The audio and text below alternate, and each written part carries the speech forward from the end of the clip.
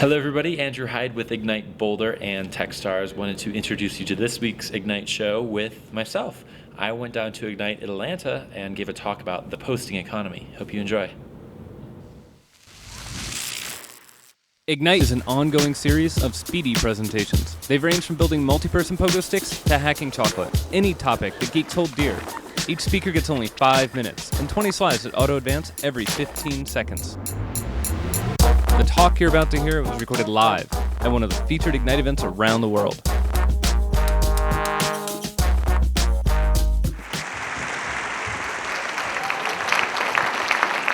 so much.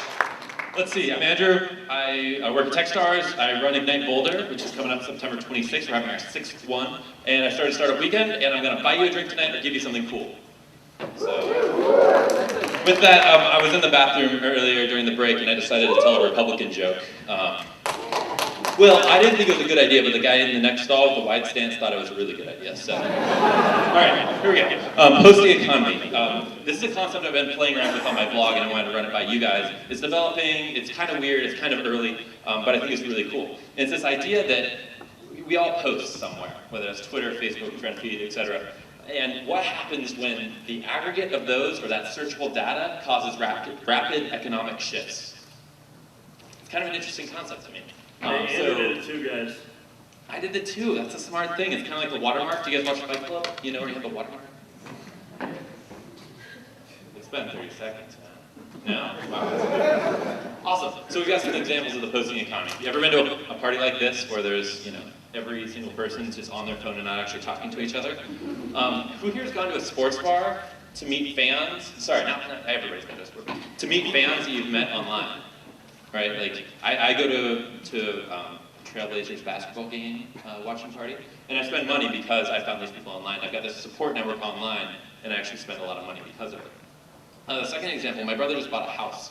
And before he bought a house, he looked up BrightKite, and he found some of the neighbors and talked to the neighbors and was actually able to negotiate a lower buying cost because of that. And the third one, let's branch out, lolcats, right? Somebody's just started posting funny pictures and maybe, and starting taking this meme.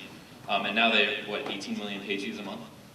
So some common traits I see is that everybody has their own audience, they're not asking permission to do this, or they're not seeking immediate reward. So you might say, I'm drinking a Pepsi or a Coke, sorry, we're in the South. And I'll get to that in a second. So who here's on all these networks? You guys are on Plurk? Really? Really? I mean, come on. That's gonna hurt my karma score. All right, let's pick on Yelp now. So Yelp is a network that has restaurant reviews. If you haven't used it, you can go on there and see what other people think about their hipsterness. So the problem with Yelp is it has less reviews in the 5-year history of the company than it does in customers per day. Now that's, how are you supposed to get an accurate representation of a restaurant if there's only 10 reviews of that restaurant when there's 300 people eating there? We're entering an era which, this is Nomadex in Seattle, it's a great conference. It looks like if a picture was taken there. Everybody here is posting somewhere, whether that be Twitter, Facebook, wherever. Do you guys have AT&T? Yeah. So what happens when every AT&T customer starts bitching about AT&T sucking and robbing my life? It's a great Twitter search for it. So what happens when we start going to parties and every photo is indexable and it actually doesn't take a picture of the person, it also takes a picture of their online identity. And we're able to search that and find that at a later time.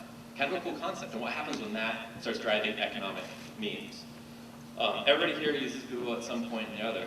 And there's a lot of extensions of this idea of the posting economy, where we're posting to places without even realizing we're posting to it. So every time you do a Google search, you actually go into something called Google Trends, and this is a shot of the swine flu on Google Trends. And when the swine flu started posting, the Center for Disease Control actually started going to Google because they can predict with 98% accuracy where the swine flu is going next, based on what people were searching.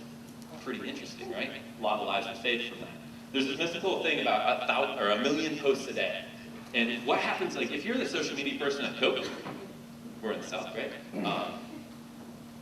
I can respond to that 1,000 posts. I'm drinking a Coke, I'm drinking a Coke. But what happens when there's 1 million people posting that they just had a Coke? It's suddenly this unmanageable force. And this uncontrollable force I see is very good for an economic thing. Who here thinks this is a fries away from perfection? This is shit food, right? We know this is shit food. We still kind of keep eating it. And I feel like this is the economies of the pre-posting economy. It's something that is done because we can get away with it. And I see businesses not being able to get away with things when there's this rapid sharing of data. And I think those days are over, and I think that businesses and people and all of our events that we go to are going to be much better because of that. So, I totally forget. Oh, yeah. So this is a pet peeve of mine. If I'm going to post something to Twitter after this, I am posting something. I'm not tweeting. I don't BMW down the road, okay? Can we just get rid of that in culture? So anyway, I'm not going with this. I'm going to probably put up about 10 posts in this next month about this topic. I really enjoy this. I really enjoy your voice in it. If you have any ideas, if I spark anything, please do that. Also, Ignite Boulder 6 is September 16th. Plane ticket from Atlanta direct to Denver is $222. So come on out. Thank you.